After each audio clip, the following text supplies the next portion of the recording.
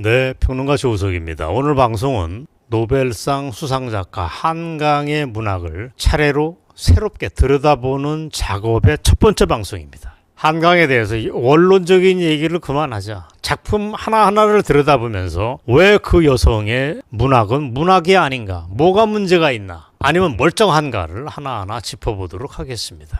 제가 볼 때는 까면 깔수록 어이없는 게 바로 한강의 실력입니다. 여러분한테 그걸 공유하고 싶어가지고 이 방송을 준비를 했습니다. 일테면 이미 감옥에 갇혀있는 지만원 박사가 한강의 소설 채식주의자를 보고서 아주 신랄한 비판을 했습니다. 이게 뭐냐? 변태와 음란물이 짬뽕됐다라고 비판하는 글을 밖으로 내보낸 바 있습니다. 구체적으로 그 소설 안에서 형부하고 처제가 벌이는 섹스 행위가 너무도 황당하고 너무도 뒤틀려 있기 때문에 정말 눈뜨고 볼 수 없다고 하는 문제제기를 한 것입니다. 지만원 박사 얘기대로 더 이상 이 추악한 글을 어디에 유례가 없다라고 하는 지적을 합니다. 저도 공감을 합니다. 물론 문학은 어느 정도 통념으로부터 벗어날 수 있습니다. 문학이기 때문에 갖는 특권일 수도 있습니다. 하지만 냉정하게 말씀드리겠습니다. 저야말로 문화주의자 아닙니까? 근데 제가 봐도 용납이 안 됩니다. 그래서 제가 내린 중간 결론은 한강의 소설은 병든 문학이다. 병든 문학이 맞다. 때문에 그걸 지적하지 못하는 잘못된 문단의 풍토 역시 문제 있다 하는 말씀까지 드리도록 하겠습니다. 일테면 섹스 행위 묘사가 고급 문학 작품에서 필요할 때는 할 수 있습니다. 대중소설하고도 다를 수 있습니다. 그게 소설의 내러티브상 반드시 필요해서 어떤 저자가 말하는 어떤 대목을 드러내주는 거 가능합니다. 하지만 채식주의자에 나오는 섹스 장면, 한강의 소설 묘사의 실력은 추악합니다. 불륜, 난잡함, 저질, 엽기 세계에 그치고 있습니다. 나중에 제가 한강의 문장 실력을 별도로 여러분들하고 논의를 할 수도 있겠지만 수준이 안 됩니다. 믿어지십니까? 평론가 조우석 저 사람이 한강에 대해서 지나치게 풀 때리고 있다. 너무 낮춰보고 있는 거 아니냐. 그래도 노벨상인데 라고 얘기할 분이 있다면 여러분 아닙니다. 제 판단이 맞습니다. 제가 다음에 그걸 여러분들에게 말씀드리겠습니다. 자, 어쨌거나 그래서 오늘은 한강 작품 읽기의 첫 번째 작업으로 대표작 소년이 온다. 책사진 보시고 있습니다. 여기에 나오는 걸 분석을 합니다. 특히 광주 5.18 묘사가 핵심입니다. 이 소설은 처음부터 끝까지 광주 5.18을 무대로 펼쳐지는 얘기입니다. 화자를 말을 풀어나가는 사람을 챕터별로 달리해서 여러 가지 각도로 얘기를 하고 있고 했지만 뭘로 보건대 이 작품은 끔찍합니다. 역사 왜곡 덩어리입니다. 정확히 말씀드릴까요? 문학의 포장을 하고 있지만 독극물의 다름 아니다는 말씀을 드리겠습니다. 독극물 맞습니다. 광주에 앉아가지고 5.18은 내 거다라고 딱 주머니에 넣고 5.18에 빨대를 꽂고 떵떵거리면서 살고 있는 유공자 그룹에서 일방적으로 주장하는 내용을 문학의 이름 아래 전 세계로 퍼뜨리고 있는 것인데 도무지 말이 안 됩니다. 하나하나 짚어볼수록 등골이 오싹합니다. 심지어 요즘에는 5.18 빨대족조차도 하지 않는 터무니없는 유언비어 같은 게 소설에 턱하니 등장을 합니다. 자, 그 사례를 여러분과 함께 공유할까요? 소설 맨 뒷변에 에필로그가 있습니다. 그 에필로그는 소설 속 화자 중에 소설의 이야기를 풀어나가는 화자 중에 하나인 10살짜리 소녀의 이야기입니다. 저는 맥락으로 봐서 10살 때 광주에서 살던 무렵의 꼬마 소녀 한강의 모습이라고 보는 게 거의 틀림이 없습니다. 즉 한강의 목소리라고 보시면 됩니다. 소설 속에서는 다른 등장인물을 시켜가지고 작가의 얘기를 풀어내지만 이 에필로그는 한강 자신의 목소리라고 봐도 된다는 얘기입니다. 그런 한강이가 무슨 얘기를 하느냐. 자기 엄마하고 작은 엄마들이 5.18 나고 나서 얼마 뒤에 부엌에서 나눴던 은밀한 대화를 엿듣는 방식으로 그 대화를 전달을 합니다. 그런데 놀랍게도 5.18 때 계엄군들이 광주 처녀의 유방을 칼로 도려냈다는 얘기를 떡하니 등장시킵니다. 자, 사진을 보시기 바랍니다. 계엄군이 처녀들의 유방을 칼로 도려냈다. 칼이 대검을 얘기하는 것 같습니다. 여기서 칼이라고 하는 거는 제가 그 소설의 해목을 직접 사진을 찍어서 여러분들에게 보여드립니다. 맨 뒷부분이라서 아마도 이 소설이 정말 고약하게 읽히지가 않습니다. 안 읽힙니다. 소설의 기본은 내러티브이고 서사이기 때문에 잘 읽히는 게 중요합니다. 리더빌리티인데 리더빌리티가 이 여성 한강의 작품은 안 됩니다. 왜? 문장이 안 되니까. 백발백중 한강의 소설이 무슨 굉장한 그 무엇이 담겼으리라고 전제하고 사범분들이 지금 아마 다 나갔다 떨어졌다고 저는 봅니다. 10중 8구 그럴 것입니다.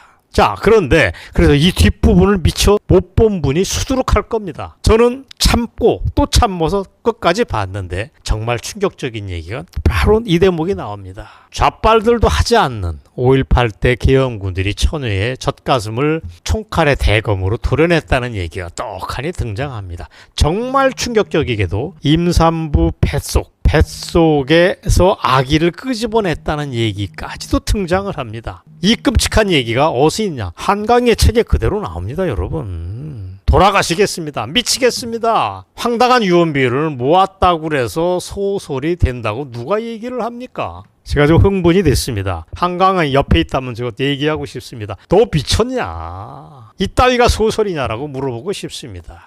자, 흥분을 좀 가라앉히고 반복해서 말씀드리지만 그런 유언비어는 사실로 확인된 바 없습니다. 제가 제대를 80년 3월 달에 했습니다. 제대하고 나서 2개월 뒤에 5.18이 터졌습니다. 그래서 전방의 포병부대에서 제가 근무를 했지만 대한민국 군대의 분위기를 제가 잘 압니다. 대한민국 군대가 그런 얘기를 할 군대가 아닙니다. 너무 유약해서 문제입니다. 자, 이 얘기를 좀 더 할까요? 그런 얘기를 하고 자식으로 떠나가서 대한민국 군대에 그런 짓을 할 수 있는 메커니즘이 없습니다. 자, 광주 사태 직후에 찍히고 여러분들이 꽤 익숙한 이 사진을 한 장을 여러분과 함께 보시겠습니다. 이 사진이 뭡니까? 질서 유지를 위해서 경비를 서고 있는 우리 군인 주변에 총을 딱 M16을 들고 있습니다.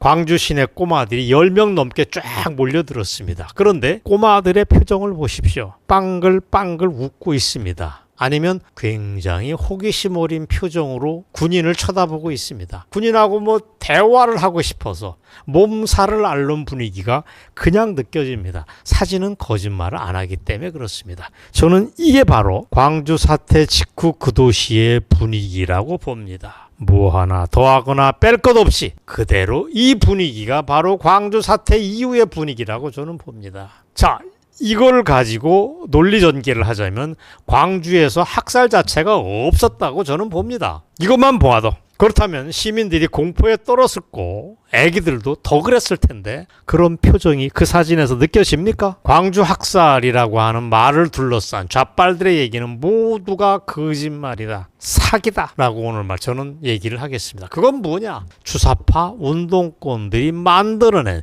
대한민국 사람들의 분노를 짜내기 위해서 만들어낸 거짓말의 덩어리라고 얘기를 할 수 있습니다. 한강 작품에 재등장하는 여성의 젖가슴을 어떻게 하고 하는 식의 말은 광주 5.18 당시나 그 다음에 폭동이 진압된 뒤에 대학생들의 분노를 부채질하기 위해서 누군가 의도적으로 만들었던 거짓말이라고 볼 수밖에 없습니다. 여러분, 그게 터무니없는 거짓말이라고 하는 것은 어렵지 않게 증명할 수 있습니다. 일테면 황석영이가 1985년에 펴낸 책이 있습니다. 이게 아주 그 당시 엄청나게 팔렸던 책입니다. 죽음을 넘어 시대의 어둠을 넘어라는 책입니다. 이 책이 나온 지가 거의 40년이 다 돼갑니다. 근데 이 책 어디에도 처녀들의 유방을 잘라내고 하는 식의 유언비어는 등장하지 않습니다. 여러분, 놀랍지 않습니까? 황석영이라고 하는 황구라, 그 거짓말쟁이 아닙니까? 작가도 아닙니다. 그런 황석영이 따위도 하지 않았던 얘기를 한강이는 전 세계인이 보는 소설책에 떡하니 씹어놓은 것입니다.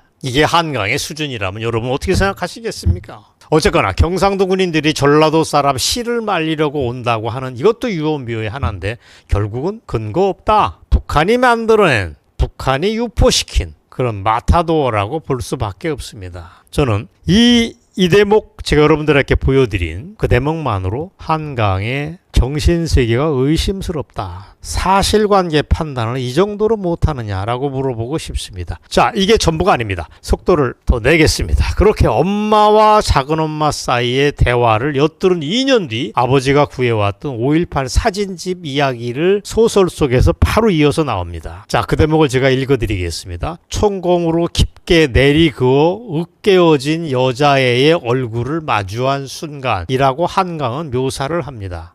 참, 한강이라는 여자가 문장 묘사가 안 됩니다. 한 총검으로 깊게 내리고 으깨어진 여자의 얼굴이라고 하는 게 이게 문장이 됩니까? 안 됩니다. 이건 문장이라고 볼 수 없습니다.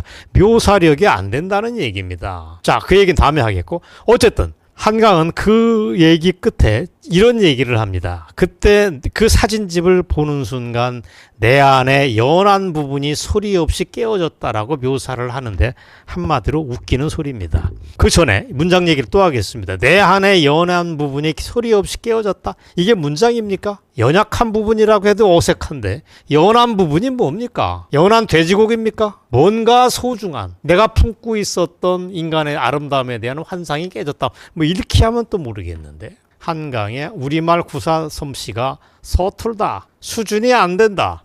라는 지적을 할 수밖에 없습니다. 자, 한마디로 그게 중요한 게 아니고 한강이가 봤다고 하는 사진집이 문제입니다. 지금도 인터넷을 떠도는 이런 종류의 것일 것입니다. 광주 대학살 잊지 말자. 자, 여러분 사진과 함께 지금 보고 계십니다. 이거는 활자체가 대한민국 거라고 보기 어렵습니다. 뭐로 보나 북한 냄새가 풍풀 납니다. 그리고 한강이가 봤을 또 다른 사진집을 제가 찾아봤습니다. 광주 사태 직후 천주교 광주대교구가 1987년도에 편했던 5월 그날이 다시 오면이라는 사진집을 제가 구했습니다. 이것도 아마 한강은 봤을 가능성이 높습니다. 놀랍게도 그 사진집에는 만행을 저지른 계엄군을 비롯해 국가를 용서하지 말자라고 하는 선동적인 문구가 딱 들어가 있습니다. 이 나라에서 지금도 미친 천주교지만 그때부터 미치기 시작했습니다. 그때 미치기 시작한 천주교가 사실 확인 과정도 거치지 않고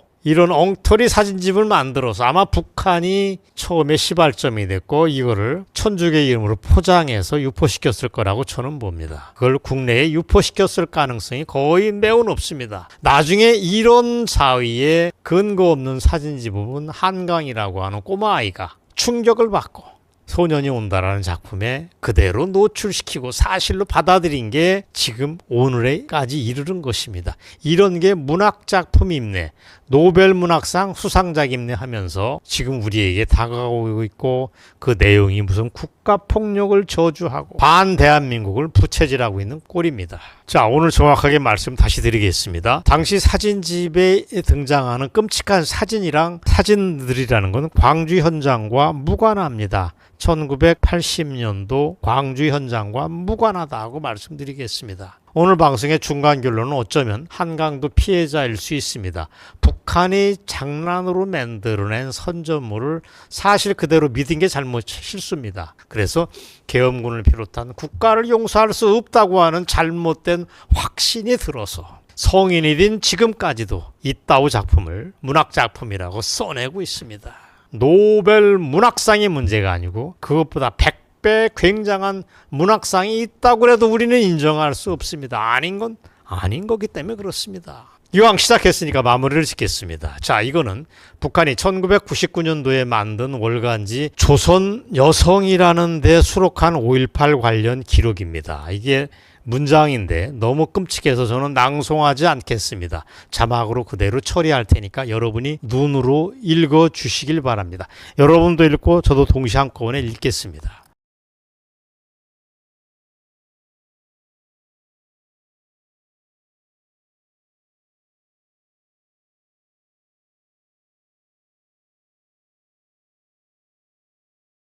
놀랍게도 그런 북한 선전물의 수준이 바로 한강의 대표작 소년이 온다랑 똑같다는 점입니다.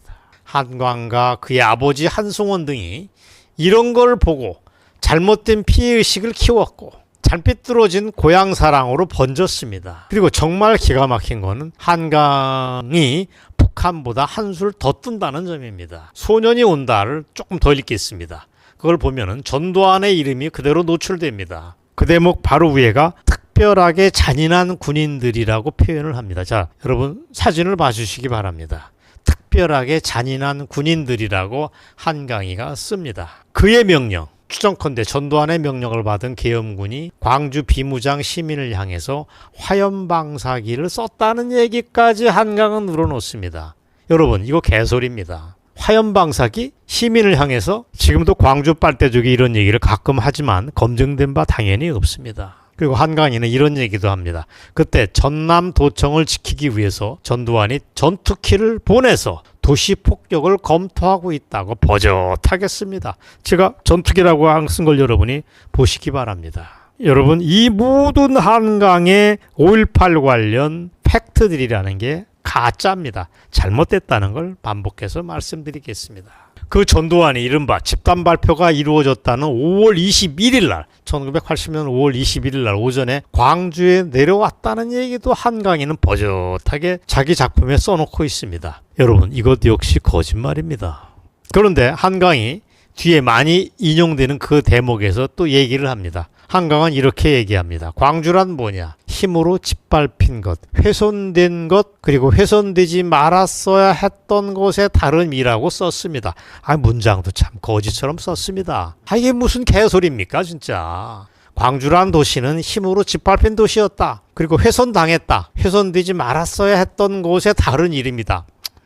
이거 참 안타깝지만 한강의 수준이니까 우리가 이해하면 됩니다. 놀라운 건 바로 이런 게 전 세계인이 사실이라고 믿고 한강을 향해서 용감한 작가다라고 찬양을 하고 있습니다. 환장하겠습니다. 자, 오늘 방송 시작한 것 좀 더 하겠습니다. 아까 집단 발표가 이루어졌다는 5월 21일을 제가 언급했지만 그거야말로 완전 사기에 해당됩니다. 애국가를 부르는 시민을 향해서 우리 군인들이 총을 쐈다, 집단 발표를 했다는 것은 영화 화려한 휴가에 나오는 얘기일 뿐입니다. 이게 검증된 바는 없습니다. 이게 잘못된 장면, 영화적 픽션이라고 하는 건 세상이 다 아는 얘기입니다. 자, 영화 화려한 휴가의 장면을 여러분과 함께 짧게 20-30분 동안 보시겠습니다. 자, 보시죠. 그러나 애국가가 울려 퍼지자 군인들은 시민들을 조준하기 시작합니다.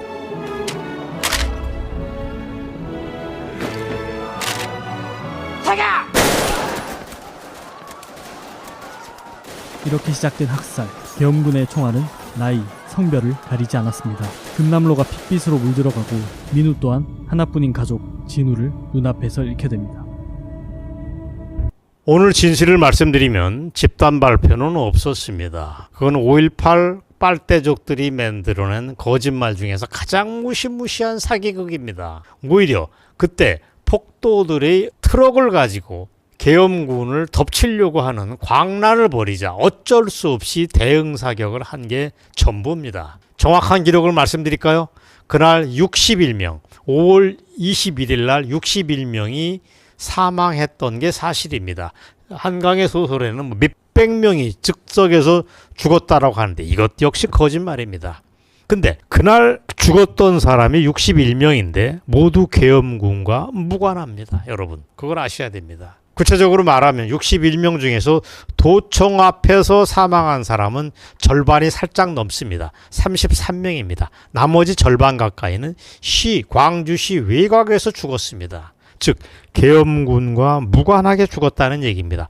자기들끼리 오인되거나 다른 요인들에 의해서 그랬지 계엄군이 총을 쐈다는 건 아니라는 얘기입니다. 그리고 도청 앞에서 죽었다는 33명 중에서 대부분인 20명은 어떻게 죽었느냐, 이게 포인트입니다. 시민군이 탈취했던, 쟤네들이 가지고 있던 카빈 소총에 의해서 죽었습니다. M16으로 맞았느냐, 카빈 소총에 의해서 맞았느냐, 총상의 흔적이 전혀 다르기 때문에 어렵지 않게 판명이 되고, 이거는 옛날 다 검증이 된 얘기입니다. 검찰 수사에서 밝혀졌고 그랬던 얘기입니다. 반복하지만 5월 21일 날 죽었던 사람들의 대부분은 계엄군과 무관하다. 한강희가 얘기했던 떼죽음을 당했다, 학살이 이루어졌다고 하는 건 모두 뻥이다, 사기다. 최선 말씀드립니다. 오늘 방송 여기까지 들은 독자분들은 굉장히 혼란스러우실지도 모르겠습니다. 자, 누구 말이 맞는 거냐? 호남 작가에 불과한 한강의 저런 끔찍한 역사 왜곡도 무섭지만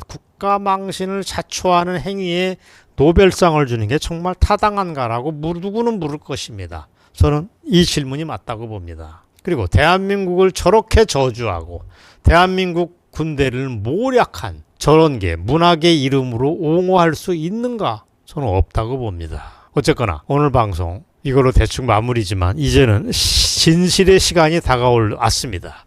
한강은 오늘 방송 이후로 각오를 하기 바랍니다. 평론가 조우석이 하나하나 까발려서 진실을 얘기할 테니까 정말 긴장하기 바랍니다. 그리고 스웨덴 할리먼은 수상 취소가 맞습니다. 빨리 입장을 정리해서 대한민국에서 벌어지고 있는 이 혼란상의 원인 제공한 걸 취소하기 바랍니다. 자, 그리고 적지 않은 사람들이 이 방송을 보고 아마 이런 문제 제기를 할 겁니다. 저거 소년이 온다는 건 소설인데 너무 다큐로 얘기하고 덤벼드는 것 아니냐고 물을 수도 있습니다. 아닙니다. 제가 지금 사진을 하나 여러분과 함께 띄워드리겠습니다. 소년이 온다 맨 뒷장에 보면은 한강이가 고딕체로 쓴 글이 있습니다. 이 책을 쓰면서 도움을 준 자료들이 있다. 광주 5월 민주항쟁 사료 전집을 봤다. 광주 여성이라고 하는 책도 봤다.